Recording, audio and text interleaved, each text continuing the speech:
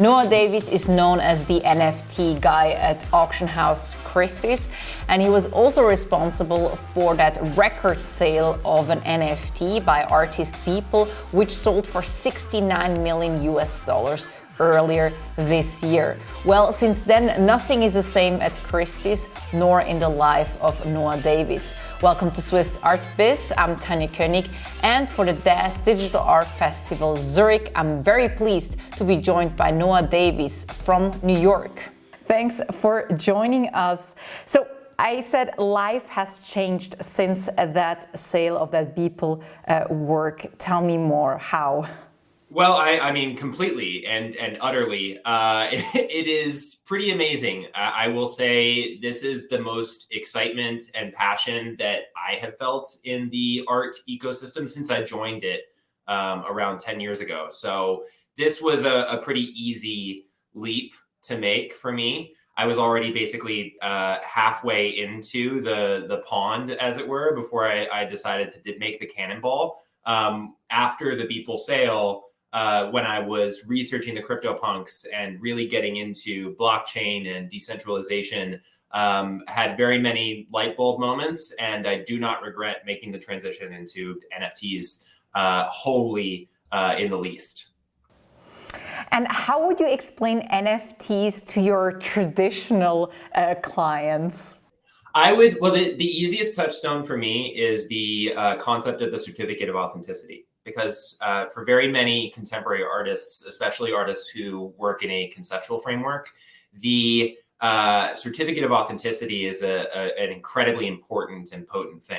I'm thinking about Soloit, for example. Soloit created a suite of wall drawings, or a series of wall drawings, which are executed in situ.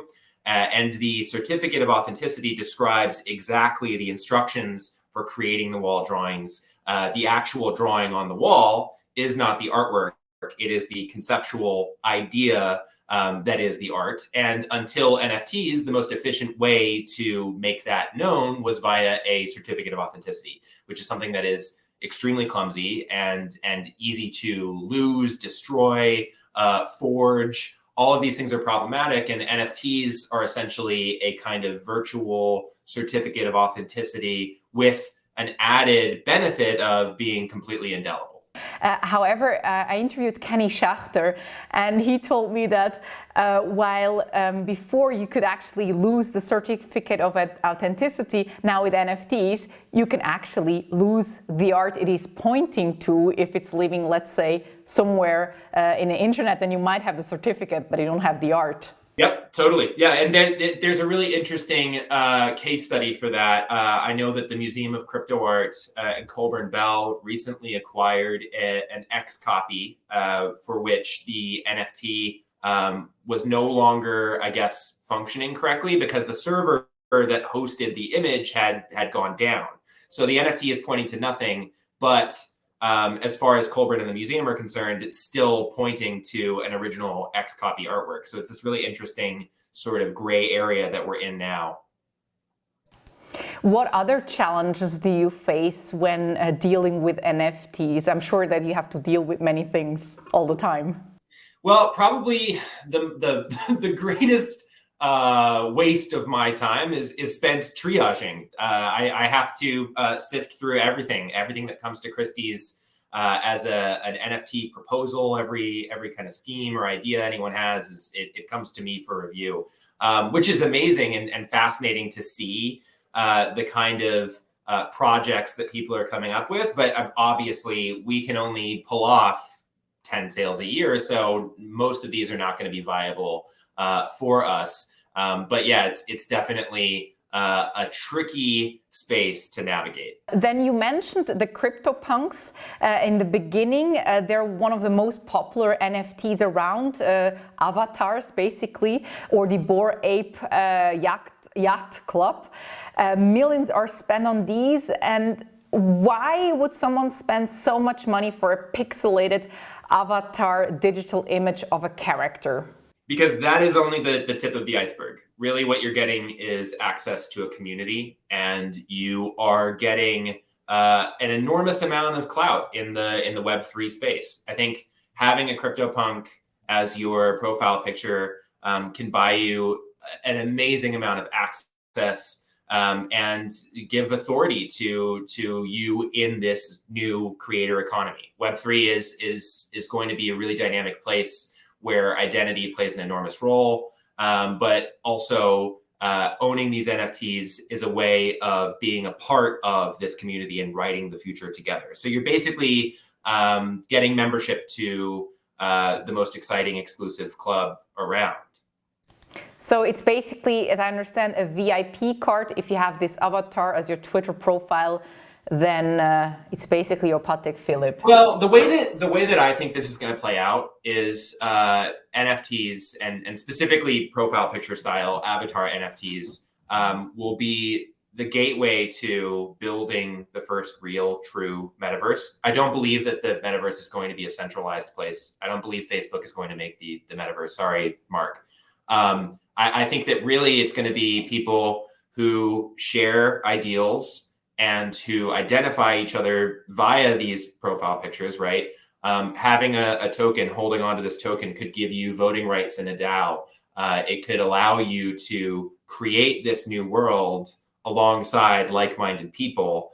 That's how I see this playing out. There will be very many forms of utility around these tokens, but the social fabric of this space and how it's being defined in real time, that's the really exciting part of this whole thing. So you mentioned this community. Can you tell us a little bit more about the demographics? Who are those buyers? I mean, I heard from the creators of the Bored Ape Yacht Club that they imagined it being a bored community during the pandemic having nothing to do and then buying NFTs. Yeah, I mean, that's part of it. Beeple describes it similarly. He was saying it's just a lot of people hanging out and scheming for 6 or 8 months. And scheming doesn't necessarily have to be a bad thing, by the way. There are a lot of creative people in this space. The demographic is very diverse. It does, of course, skew towards young and male, a lot of people who look like me, and we need a lot more diversity in the space. But I'm hoping that this is just the beginning and we'll get a much more diverse array of voices and creators championed.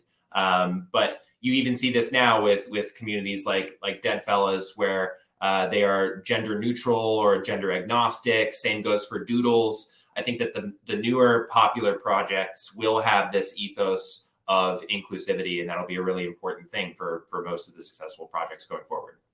So you mentioned it yourself, diversity is a bit of an issue. I mean, crypto buyers are also mainly male and white, so they might also be the buyers of the NFTs, but also on the artist side. So what are you, Christie, doing to bring more diversity? Yeah, include maybe, I know that you just did a sale of an African-American artist, an NFT sale. So how do you bring more diversity into? Yeah, I think we just have a responsibility that we need to recognize here, that there are voices that for one reason or another end up marginalized, and we have an opportunity in this burgeoning new space to change that narrative. The very first artist who I wanted to collaborate with after the Beeple sale was FEWOCiOUS. I was already speaking to Victor and his team even in the very first week after the Beeple sale. And I'm really glad that we got to do that auction together and tell the story. If you go back and look at Victor's pieces that he made for Hi, I'm Victor, FEWOCiOUS, and This Is My Life, he told the story of his transition from a female identity or identifying as a young woman to a man.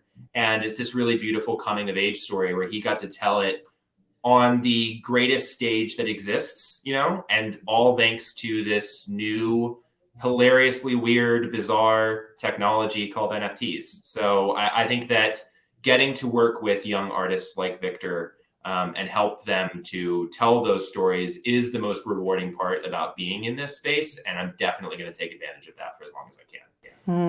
Yeah, you mentioned Victor or FEWOCiOUS was the youngest artist Christie's ever sold. How were the reactions to that internally maybe or from the outside? Euphoric. There's no way not to love Victor. And I, for that reason, I do think that he is the best ambassador possible for the NFT space because he has enjoyed such enormous success. And because it has come from being his true, authentic self, regardless of what people might think of who that self is. Victor only has to be true to Victor. And this is our way of validating that and sending a signal, I hope, to the whole world that young people, whatever it is you want to make, for whatever reason you want to make it, you should make it, because it very well could have value, a lot of value, in fact. And what is interesting as well with this sale is that FEWOCiOUS didn't need a gallery, actually. He went straight to you, or you went straight to the artist. The internet, that's the thing, is Web3 is his gallery. In the future, all of the middlemen and middlewomen who facilitate cultural exchange, their roles are going to change. That's why my role has changed. I am no longer prioritizing secondary sales. I'm no longer regarding this space as the way that it used to work. It's just not going to be viable when Web3 comes around. So. And when I say, but I should clarify, when I say Web3, I'm talking about a blockchain facilitated internet. Mm-hmm. So that will be the middleman. Well, it just won't be. There won't be a middleman. There'll be a middle nobody. You will be directly connected to your consumers, your culture, your audience. You own it because nobody owns it. That's sort of the way that I'm looking at it. There's a big difference between privacy and anonymity. And that difference is going to become very clear when all of our information is stored on a decentralized public ledger, because you will have the ultimate freedom in that you can tell the world who you are if you want to. That's incredibly potent, really powerful. Once people understand that, then I think we will see mass adoption and proliferation of blockchain. But so one thing we critiqued a little bit is the lack of diversity a little bit. Another thing when we talk about blockchain, especially the Ethereum blockchain, are the environmental issues that come with it. I mean, it's known that Ethereum uses huge amounts of energy. So I wonder, are there any thoughts about promoting NFTs that have been minted on a more environmentally friendly platform, or what is done there? Yeah, totally. I think that we are all waiting patiently, or in my case, very impatiently, for Ethereum 2.0 to come around and to solve for this problem of proof of work. That's the underlying protocol that makes Bitcoin and Ethereum work. And proof of stake, if we're able to implement it in a broad way with Ethereum, could totally change the ecosystem and make it much less painful for the environment. And it's something that we really have to do. So we will be offering an NFT in the evening sale this November, Arcadia, which will be minted on Algorand. That's our first non-Ethereum NFT up for sale. We are certainly not blockchain maximalists. I have a soft spot for ETH because Ethereum is what brought me into the entire crypto and NFT space. But certainly I'm looking forward to the day when there are other solutions that are friendlier to planet Earth. You mentioned Algorand, and I think it uses about 1% of what Ethereum with the whole proof of work model. And also you mentioned that Ethereum might, or they've been talking about moving to a eco-friendlier model, but it's been also a running gag because it's been 4 years since they've been saying that. But I respect what they're doing. They're being methodical and deliberate and careful about it. You don't want to do this wrong. There's so much at stake, right? So I trust the people who are working on these problems to solve them, because I think that these are some of the most brilliant people I've ever encountered in my life. And Noah, you have many things you're announcing at a very fast pace. Can you tell us more about the very recent project you just announced? Yeah. Yeah. So I'm really, really delighted, thrilled, terrified to be working again with Beeple, nay Mike Winkelmann. I really, truly adore Mike as a person and as an artist. I have so much respect for his integrity. His follow-up to the Everydays, Human One, which we have the pleasure of presenting in the context of our November evening sale, is a really stunning, magical work of art. I think probably no artist this year had more pressure on them to create a massive follow-up and really blow people away. And I have every confidence that Mike is going to do just that. When people get to see Human One in person, the way that I've been describing it is face melting. It really is. It's amazing. It is a totally immersive installation, very hypnotic, and the conceptual framework is also super satisfying as well. So read about Human One, have a look at the content pieces that are up. And if you're in New York City during NFT NYC, the sculptural component will be on view at Christie's throughout the exhibition period for the sale. So there's a sculpture, a physical sculpture? Yes. Yeah. So what Mike did with Human One is create I guess, a kind of monolith, if you will. It looks maybe like an 8-foot tall refrigerator with screens on the outside. And these LED screens create the illusion of a man, an astronaut, trapped inside of this box and walking forever in this alien landscape that clearly comes from the mind of Beeple. There are Beeple motifs sprinkled in, eviscerated Pikachu, gigantic Buzz Lightyear head buried in the sand like Ozymandias in the background. So it's this very dynamic artwork that will also change throughout the artist's life. The underlying NFT component, there is an NFT. Of course, it wouldn't be Beeple if there was zero NFT component.